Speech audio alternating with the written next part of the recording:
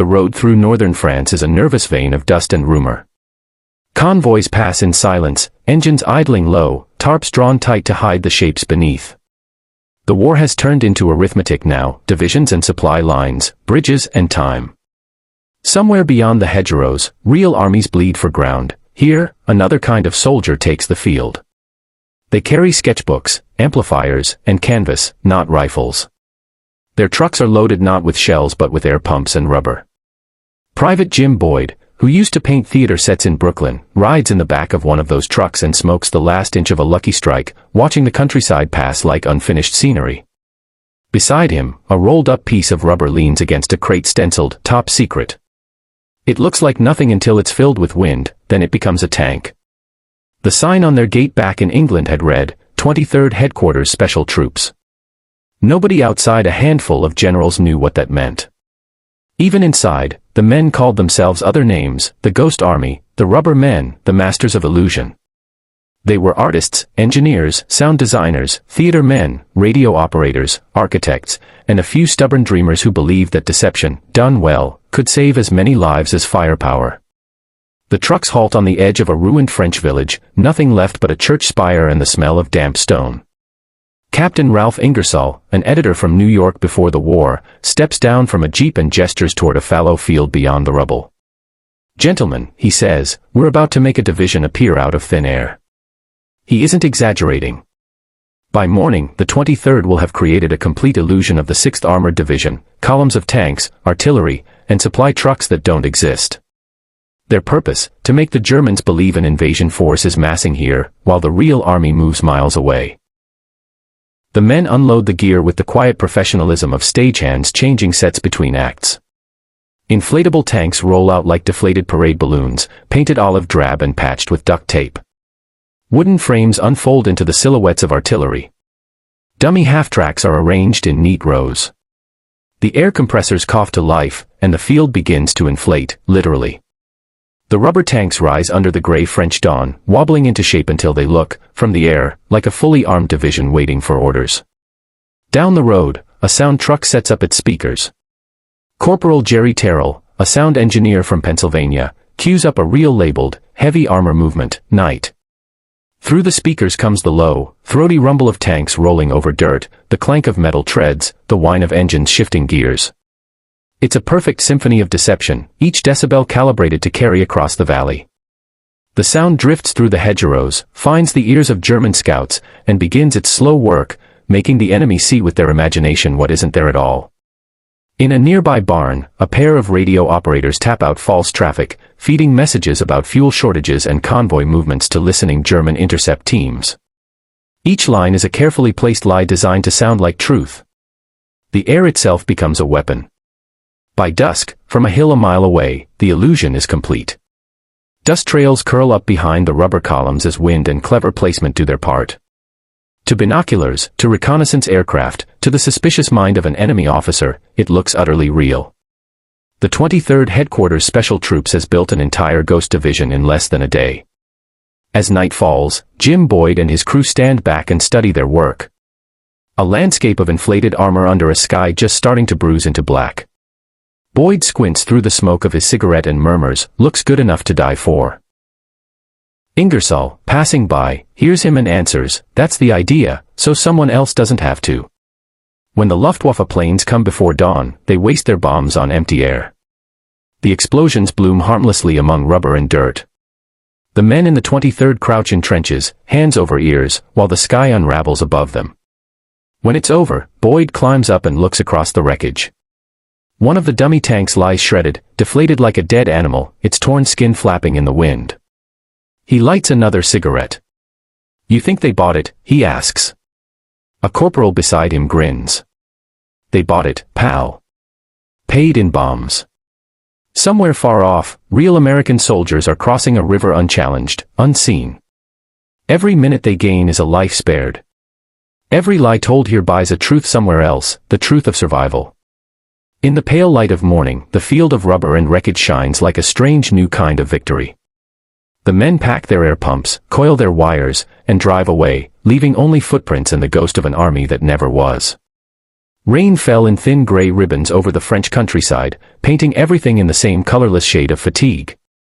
The men of the 23rd Headquarters Special Troops worked knee-deep in mud, wrestling canvas and cables while thunder rolled somewhere off toward the front.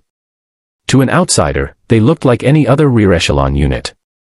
But if you followed the wires, the cables, and the odd collection of gear strewn through the hedgerows, you'd find an illusion being born.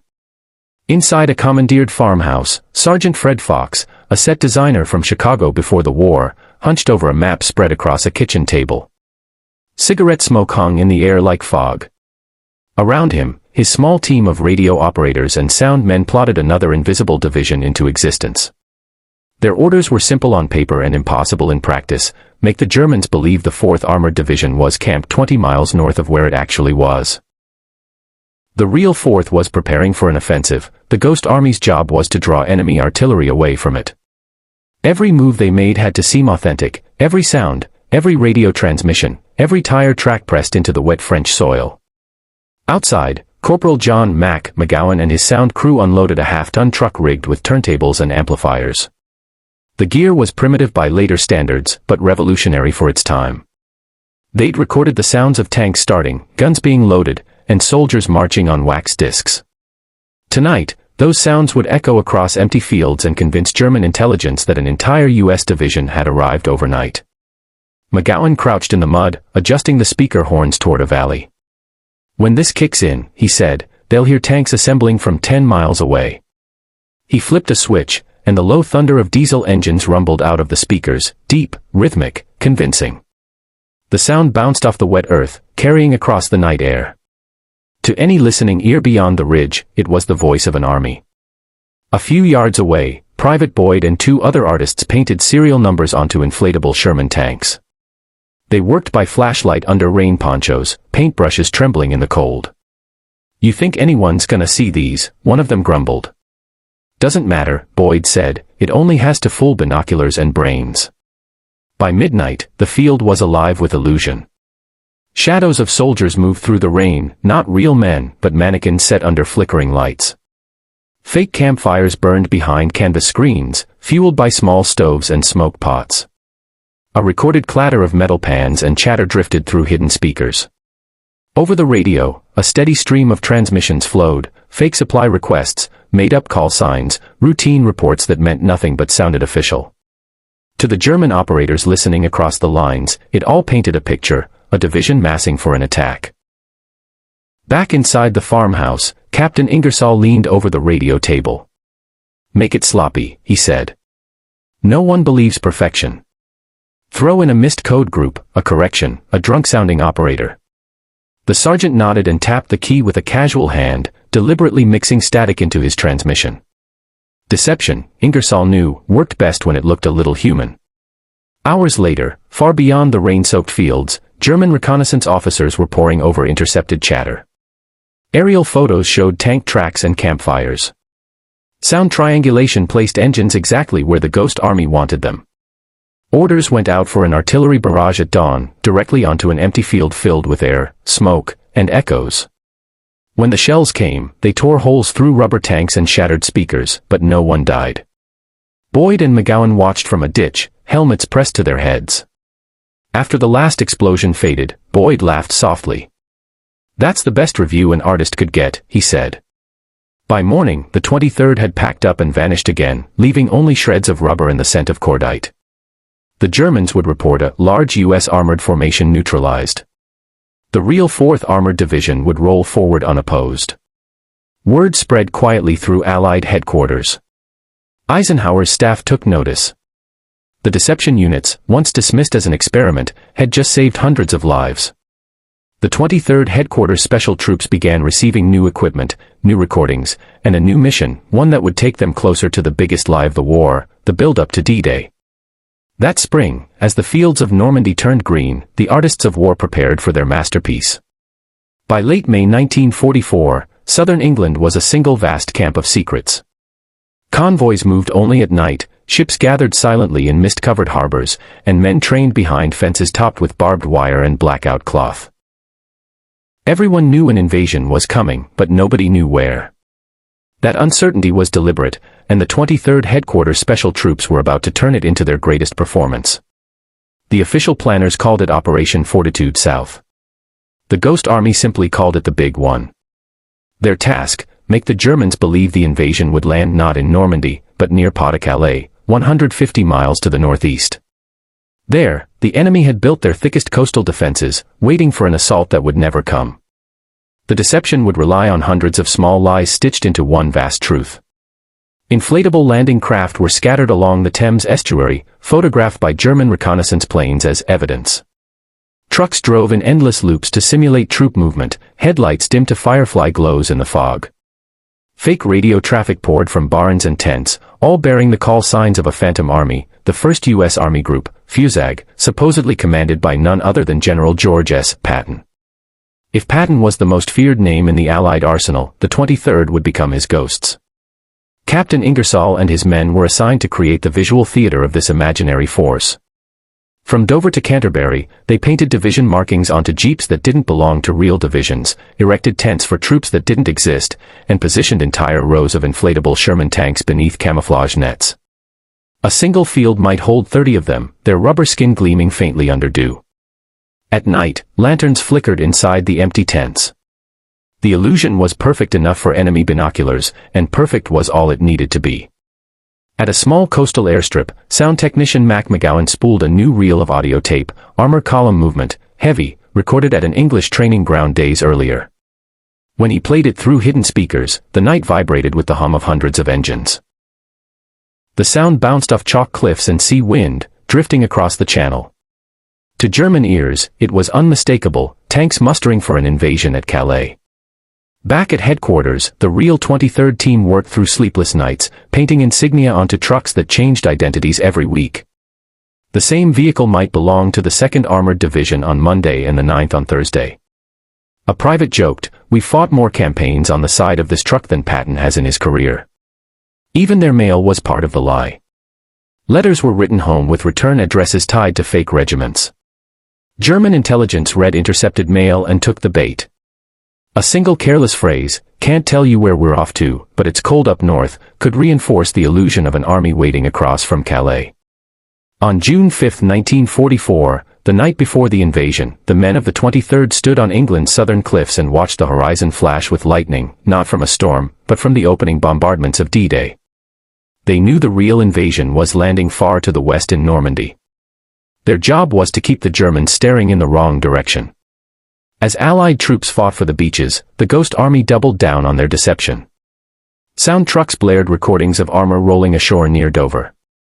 Radio operators filled the airwaves with chatter about casualties, ammunition requests, and phantom reinforcements.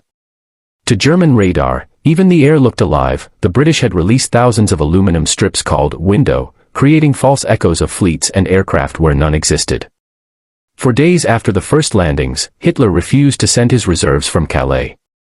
He was convinced that Normandy was only a feint, that the real invasion, led by Patton's Phantom Army, was still to come. The illusion held.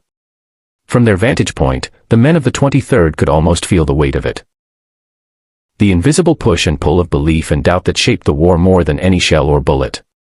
Ingersoll wrote in his notebook that night, "Our weapons are air and paint, but they strike as hard as iron." When the news finally broke that the Allies had secured the beaches, the Ghost Army received no parades, no credit. Their orders were simple: pack up, move out, vanish again. Tomorrow they'd be in France, where their stagecraft would follow the real armies into the continent.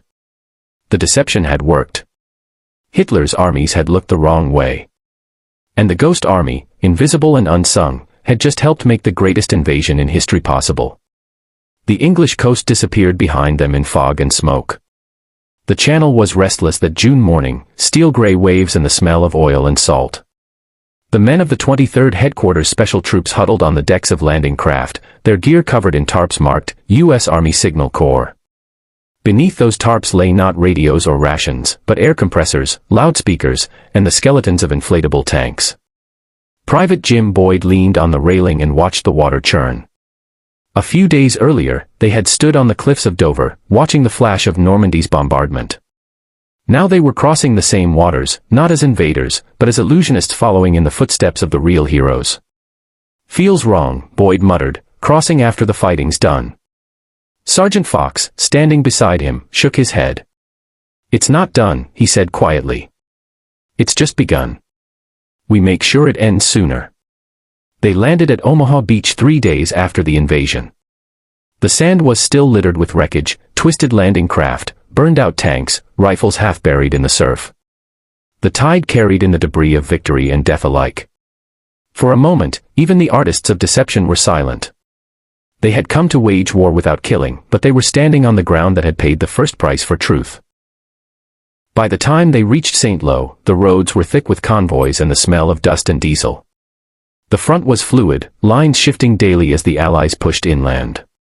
Here, the Ghost Army's strange talents became vital. The Germans, desperate and confused, relied on aerial reconnaissance and intercepted radio to track American divisions. The 23 RD's job was to make sure those divisions always looked bigger, and never where they really were. Captain Ralph Ingersoll briefed his men under the shade of a half-ruined barn. A map spread over a jeep hood showed the area south of the town. The 6th Armored is moving east, he said, tracing a line with his finger. We'll make them think it's moving north. That buys Patton 48 hours of surprise. He paused. And 48 hours can win a campaign. That night, they went to work. Trucks arrived one by one, lights covered, engines idling low. In the darkness, shapes began to rise, rubber Shermans inflated under the ghostly glow of flashlights. Men hammered tent stakes, painted serial numbers, and dragged barbed wire across empty ground to give the impression of a fortified position. At the same time, the sound crews unspooled their heavy cables through the grass. Soon the air was filled with distant, believable thunder, engines revving, tanks clanking, metal groaning as if hundreds of vehicles were preparing to move. The radio operators joined in, feeding the ether with carefully scripted transmissions, fuel requests, reconnaissance reports, even complaints about field rations. Every detail was rehearsed like a stage play. When enemy listening stations picked up those signals, they were hearing an army that didn't exist. At dawn, reconnaissance planes buzzed overhead. The men froze under camouflage nets, pretending to be the troops they weren't. The planes circled once, twice, and veered away toward the east. By the next day, German artillery began shelling the Phantom encampment. A field of rubber, smoke, and empty noise. One of the shells hit close enough to tear through an inflatable tank, flattening it like a punctured balloon. Boyd laughed, half in disbelief. We just got bombed for pretending to be bombed, he said, brushing mud off his jacket. Fox grinned. Means we're doing it right. As the front advanced, the 23rd moved constantly, building entire divisions overnight, then vanishing before the enemy realized they'd been fooled. Their convoy of sound trucks, decoy tanks, and camouflage trailers wound through hedgerows like a traveling circus of shadows. Every setup was a new stage, every illusion a life-saving lie. In mid-July, near the village of Percy, they pulled off their boldest trick yet. Using a combination of fake armor, sound effects, and radio deception, they convinced German intelligence that 2 full American divisions were preparing to attack from the north. The Germans shifted their reserves accordingly, just in time for Patton's real attack to smash through their weakened flank from the south. For the first time, the Ghost Army's results were measured not in illusions, but in victories. Allied tanks rolled unopposed into territory that should have been a slaughterhouse.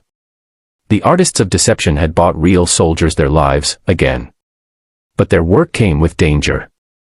German patrols occasionally stumbled into their fake camps. Snipers took potshots at their sound trucks.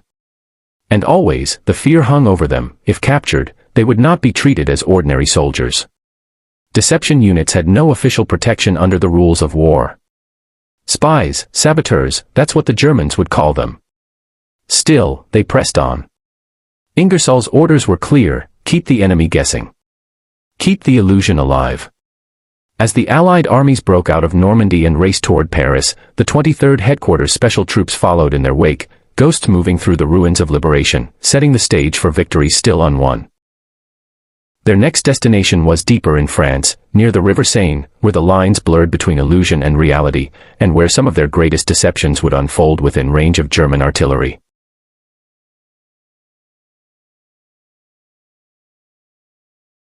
By August 1944, France was burning with liberation.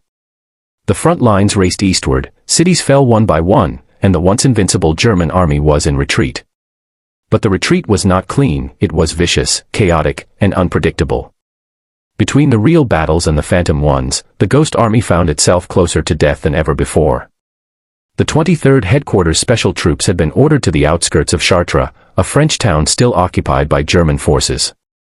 Their mission, simulate an American armored division preparing to encircle the town from the south. In reality, the real attack would come from the west. The ghost army's deception would force the Germans to shift their defenses, weakening their position for the true assault. Captain Ralph Ingersoll, cigarette burning between his fingers, briefed his men under the shade of a bombed-out farmhouse. "This one's going to be close," he warned. "We're only 5 miles from their forward observers. If they realize we're a bluff, they'll hit us hard. So we make it perfect. We make it loud." The men nodded. They'd heard it before. But this time, they could feel the difference, the tension of being inside the war, not just around it.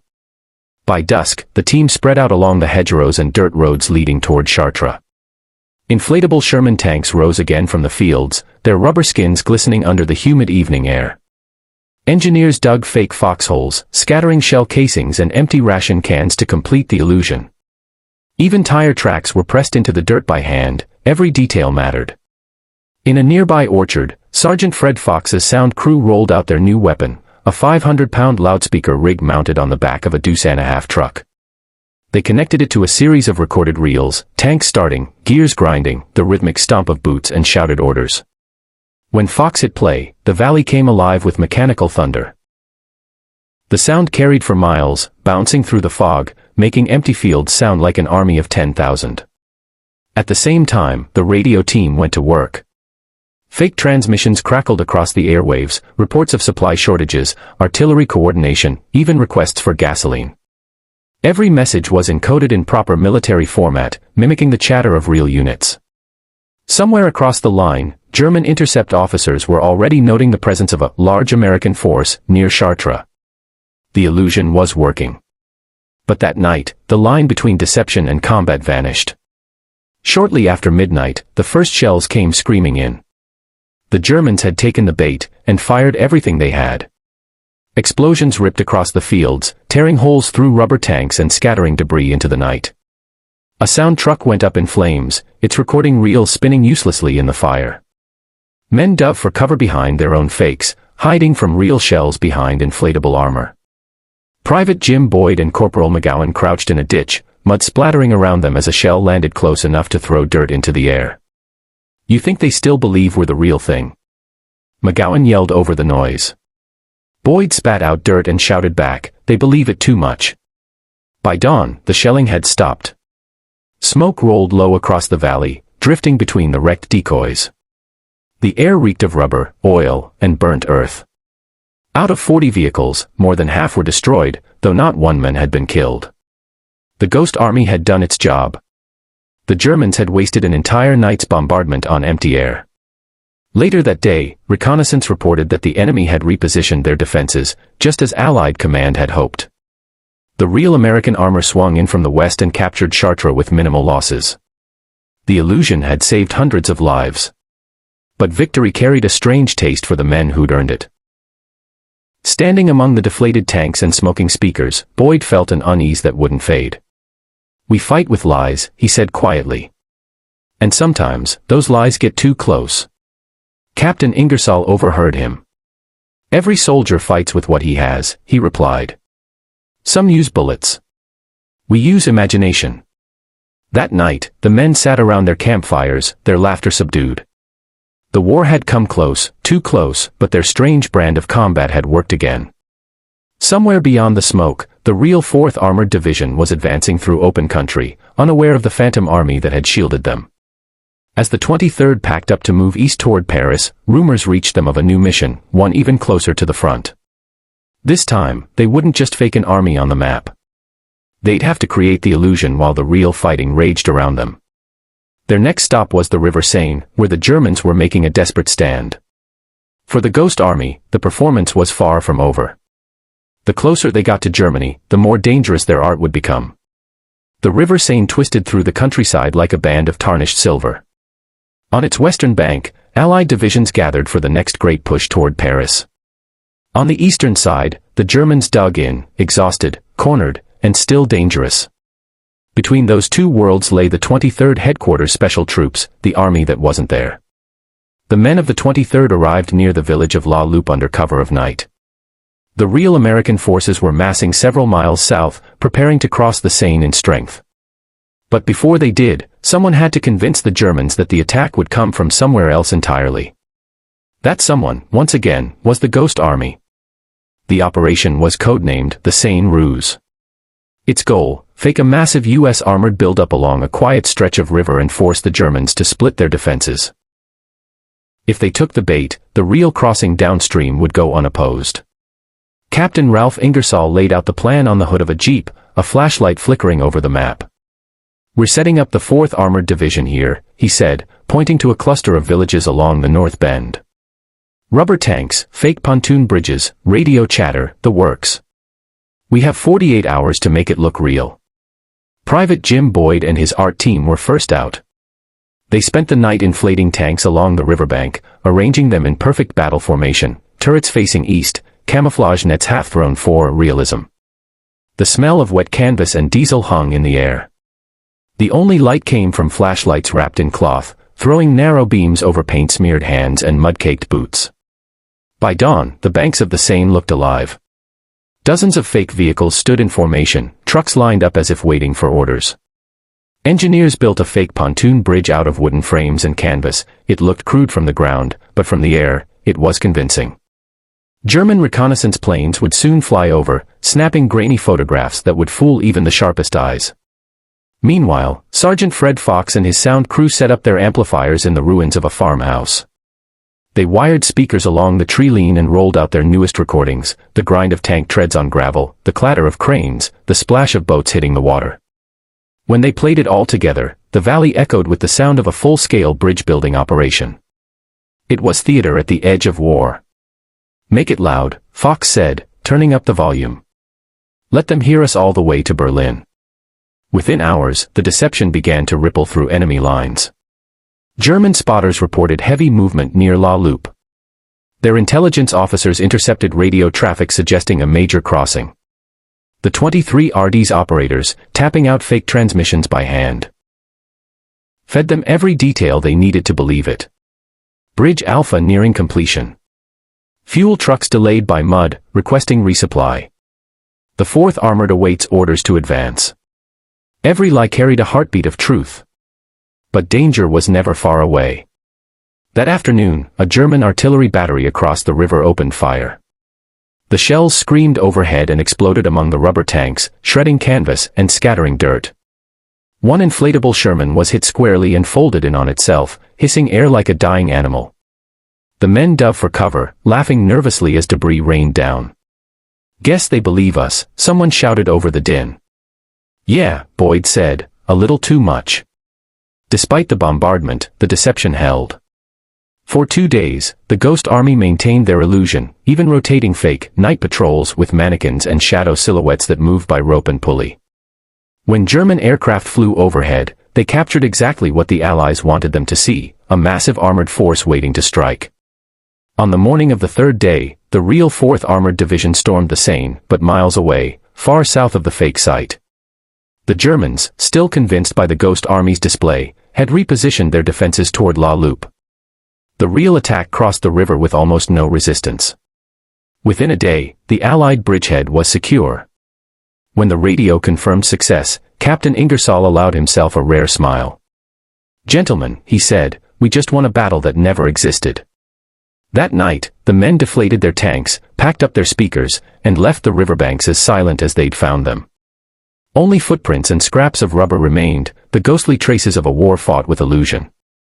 As they moved east toward Paris, the 23 RD's reputation followed them like a rumor.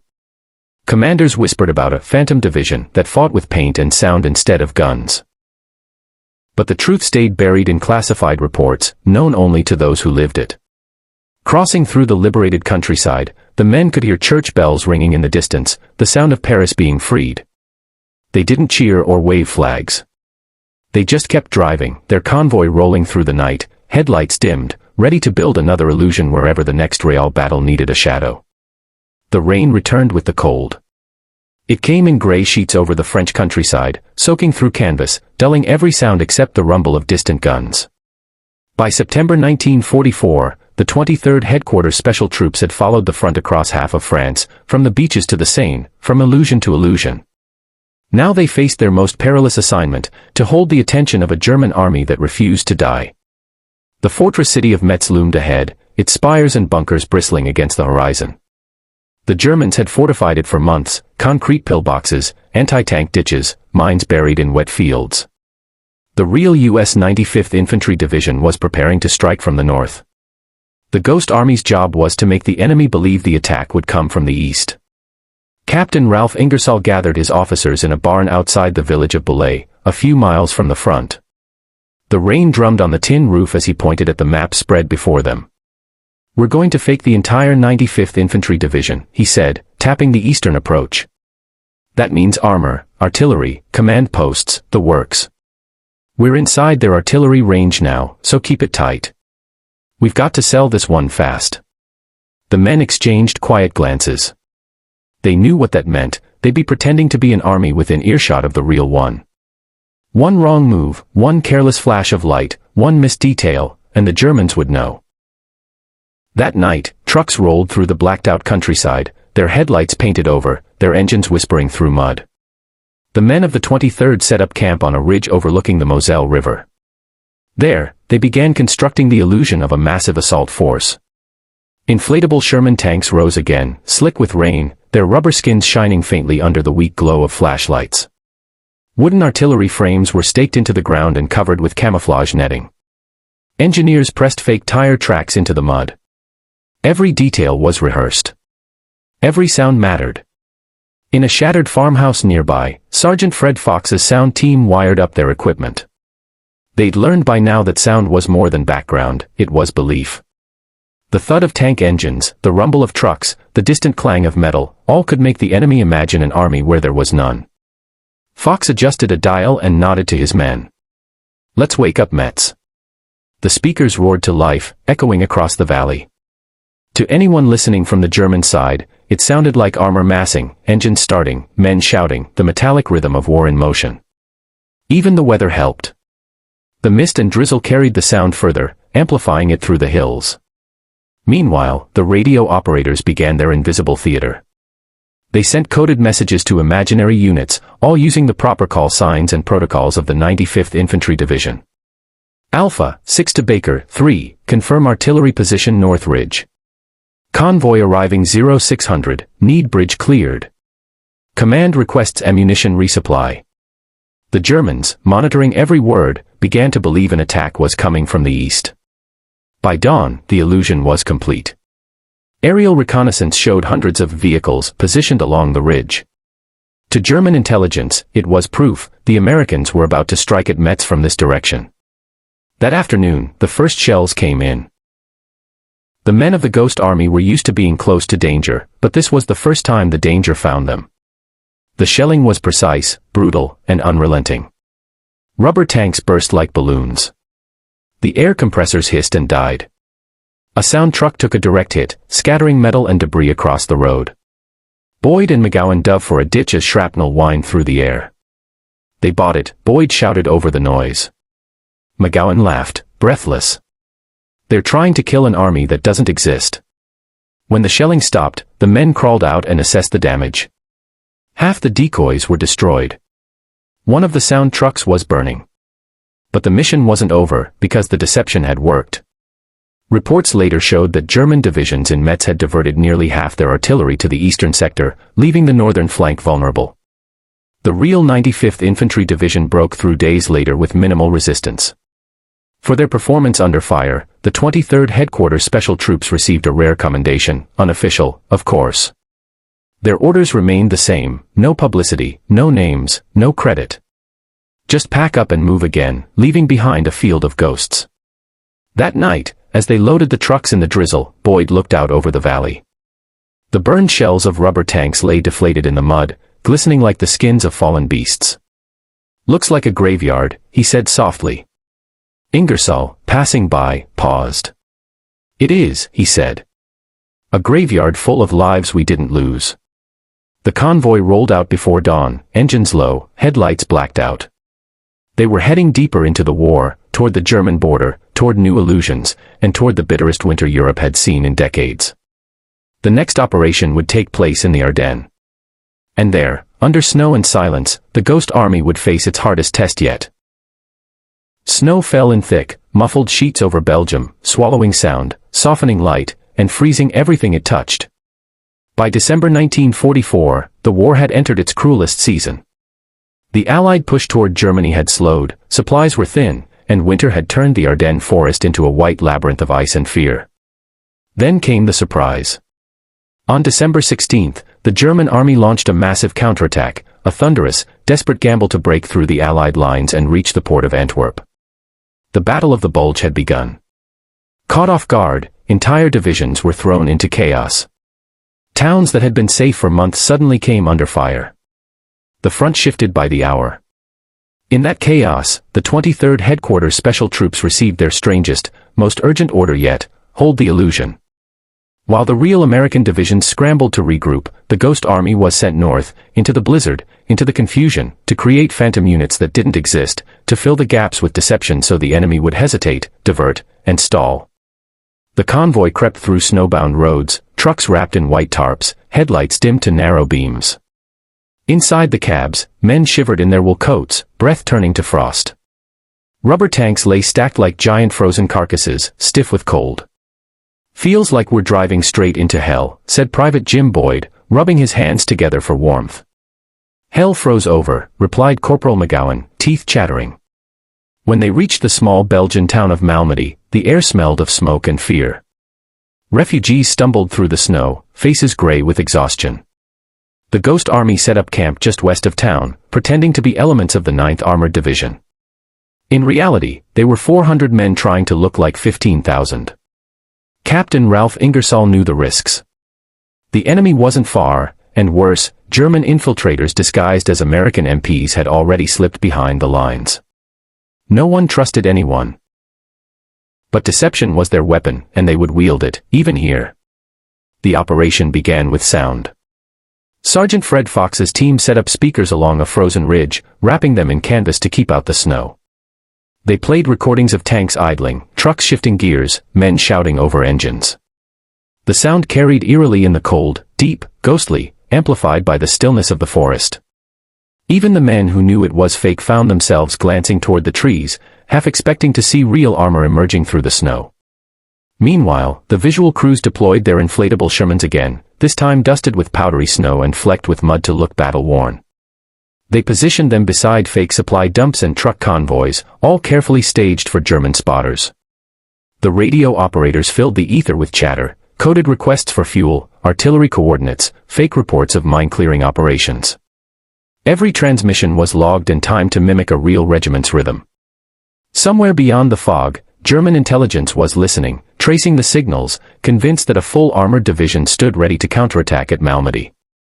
But the weather was merciless. The snow turned to sleet, then to ice. Generators froze. The men worked with numb fingers, their breath clouding the air as they patched leaks in deflated tanks. And always, the distant thunder of real war echoed from the east, artillery rolling like a storm through the Ardennes. One night, just before dawn, the deception nearly came apart. A German patrol, lost, confused, and desperate, stumbled into the Ghost Army's fake camp. The men froze as dark shapes emerged from the trees. "Hands up," one of the Germans shouted in accented English. Ingersoll's men, caught among their own decoys, didn't reach for their weapons, they reached for their scripts. Sergeant Fox stepped forward, calm as a stage actor, his uniform smeared with mud. "You're trespassing on U.S. Army grounds," he barked in perfect command tone. "This is 9th Armored. You're surrounded." The Germans hesitated, confused, just long enough for nearby real American infantry to spot the movement and open fire. The patrol scattered into the forest, leaving behind blood and footprints in the snow.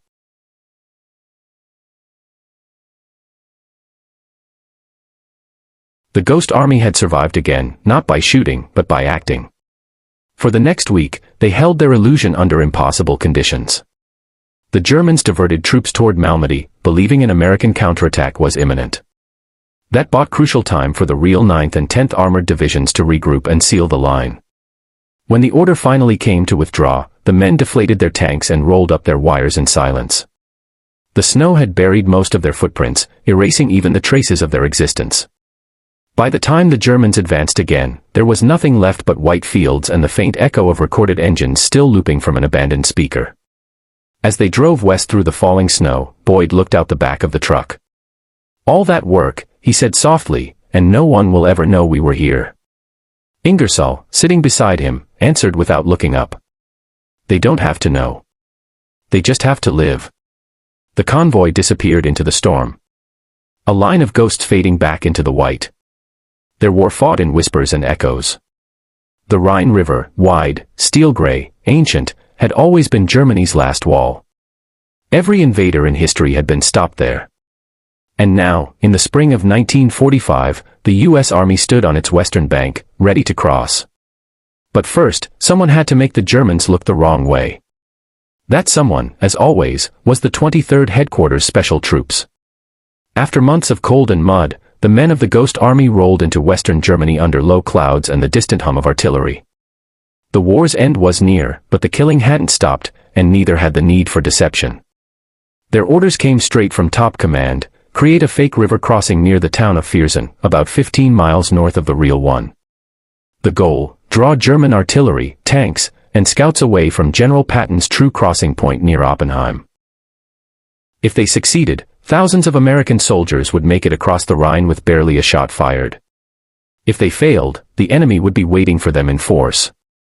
Captain Ralph Ingersoll stood beside his jeep on a muddy road overlooking the river valley, the wind snapping at his field jacket. "This is it," he told his men. "The biggest stage we'll ever build." And build they did. Within 48 hours, the 23rd transformed the flat farmland around Viersen into the illusion of a full U.S. armored division preparing for a major assault. Dozens of inflatable Sherman tanks and trucks lined the dikes and roadsides. Wooden pontoon bridge frames stretched halfway into the Rhine, glistening wet in the morning fog. Engineers painted tire tracks into the mud and planted fake artillery positions that gleamed convincingly in reconnaissance photos. From the air, it was perfect, a logistical nightmare of fuel depots, tank parks, and command posts. From the ground, it was a lie that breathed. Sergeant Fred Fox's sound crew arrived next, hauling in reels of recordings made from real bridge-building operations. When they switched on the amplifiers, the entire valley came alive. Cranes clanking, pontoon boats splashing, bulldozers growling, men shouting over the din. The Germans listening from the East Bank must have believed an entire invasion was taking shape. The sound carried for miles over the water, heavy, rhythmic, and utterly convincing. As day turned to night, the deception deepened. Searchlights swept across the fog, signaling as if to guide landing craft. Trucks drove in loops with blackout lights dimmed, their engines rumbling just enough to be heard across the river. Even the radio operators joined the act, filling the airwaves with urgent traffic. Bridge Alpha secure. Artillery sections in position. First elements ready to move at 0400. The enemy took the bait. German spotters reported a massive buildup near Viersen. Their commanders diverted artillery batteries north, pulling units away from the real crossing at Oppenheim. The deception was working so perfectly that Allied intelligence officers had to remind the 23rd not to overdo it. There was a danger the Germans might counterattack against the Ghosts themselves. On the night of March 23rd, while the Ghost Army's phantom operation roared to life at Viersen, Patton's real troops began their silent crossing miles south. Under cover of darkness and fog, they floated across the Rhine unopposed, no artillery, no machine guns waiting. The Germans had been staring at a mirage. At dawn, artillery flashes lit the sky. Only this time, the shells fell harmlessly on the fake positions north of Viersen. Rubber tanks burst in the fields. One shell hit a sound truck squarely, tearing it apart in a blossom of fire and debris. But the men of the 23rd held their ground, crouched in ditches, waiting, knowing every explosion meant the deception had worked. "Those shells," Boyd said quietly, wiping mud from his face, "they're landing where real men would have died." Ingersoll gave a faint smile. "That's the point, Private. For 3 days, the illusion held. The Germans continued to pour artillery into empty fields, convinced they were stopping an American river assault.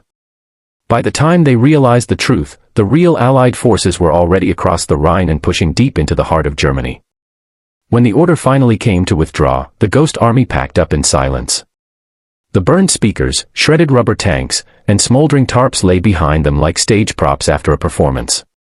They had just pulled off the most successful tactical deception in U.S. Army history, and nobody outside their ranks would ever know. That night, as the trucks rolled east past the now-crossed Rhine, Sergeant Fox wrote a single line in his notebook. "We fought a war made of shadows. And in the end, the shadows won." The men didn't celebrate. They didn't take photos. They just moved on, knowing their next orders would likely be their last. The war was collapsing fast now, Germany cracking under its own weight, and the Ghost Army would be sent forward one final time before the guns went quiet. Ahead lay the end of the road, and the final act of their invisible war. April 1945. The war was almost over, but it didn't feel that way. Germany was crumbling, cities flattened, roads choked with refugees, the air thick with the smoke of surrender. Yet the killing hadn't stopped. The front still moved like a living wound, inch by inch, bleeding toward Berlin. And the 23rd Headquarters Special Troops, the Ghost Army, were still at work. Their final mission came without ceremony. Orders arrived on a cold morning near the town of Weissenberg, close to the Rhine's far bank. The operation had no name, no fanfare, no guarantees. Just one final deception. They were to pose as the 9th Army, feinting an advance into southern Germany while the real 9th swung north toward the Ruhr pocket. Once more, 1,100 artists, sound men, and engineers would pretend to be an army of tens of thousands. Once more, their job was to die in imagination so others could live in fact. Captain Ralph Ingersoll studied the map spread across a jeep hood. His face was leaner now, eyes older. "We make this one count," he told his officers. "Then we go home." The men knew what that meant. This would be their curtain call. That night, the familiar work began, even though the men were exhausted, running on nerves and habit. Trucks rolled through shattered towns, past hollow-eyed civilians and wrecked armor. They set up their inflatables among bombed barns and fields dusted with ash. The once gleaming rubber tanks now looked like ghosts themselves, faded, patched, sagging from weeks of use. But through the mist and smoke, they still did their job, silhouettes of power, outlines of fear. The sound trucks whined to life one more time. Sergeant Fred Fox's team played every reel they had, tanks moving, cranes groaning, boots stomping through mud. It was a symphony of ghosts in a dying war. Across the valley, German scouts reported the buildup of a large U.S. mechanized division, preparing to attack. The lie had worked again, one last time. But even as the deception held, something in the air had changed. The thunder of artillery had faded. German soldiers were surrendering in groups, some walking unarmed toward the American lines. The enemy had stopped believing in victory, but they still believed in what they saw and heard. The Ghost Army's illusion still mattered, even at the end. On April 18th, the last shells fell near Weissenberg. A few landed among the decoys, tearing holes through rubber and canvas. No one flinched. The men just watched the smoke rise, knowing this was probably the last gunfire they'd ever hear in combat. When the order came to stand down, there were no speeches. The 23rd quietly deflated their tanks, packed up their cables, and loaded their battered trucks. The silence that followed was deafening. For nearly a year, they had fought an invisible war, one of sound and shape, illusion and courage. They had saved thousands of lives and changed the course of battles, all without ever firing a shot. Yet there would be no medals. No headlines. No parades. Their mission, and every record of it, was classified. 4 decades.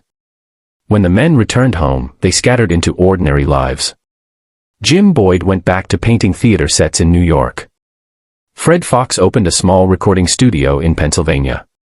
Captain Ingersoll went back to writing, though he never once mentioned the army that wasn't there. They all carried the secret, their strange war of shadows, in silence. Years turned into decades. The world moved on. Vietnam. The moon landing. 1,000 new stories. And the Ghost Army remained a rumor, whispered among veterans, denied by official records. Then, in 1985, 40 years after their final deception, the story began to surface. Declassified documents, forgotten photos, and the testimonies of aging men with quiet pride. The world finally learned of the 23rd Headquarters Special Troops, the artists who fought with imagination, the deceivers who saved lives with lies. When the first documentary aired, one of the surviving veterans, now white-haired and soft-spoken, was asked what he remembered most. He smiled faintly and said, "Noise. Paint. Mud. And fear. But mostly, the feeling that maybe, just maybe, we did something right." Today, their legacy lives on in military academies and history books. The techniques they pioneered, camouflage, sound deception, psychological warfare, became the foundation for modern tactical deception around the world. But to the men who lived it, the Ghost Army was never about strategy or glory. It was about saving lives with creativity. It was about turning art into armor. And it was about proving that imagination, in the darkest hours of war, could be a weapon more powerful than hate. As the last of them fade from living memory, one truth remains carved into history like a ghost's shadow on the wall of time. They fought with nothing but air and ideas. And the enemy believed every word of it.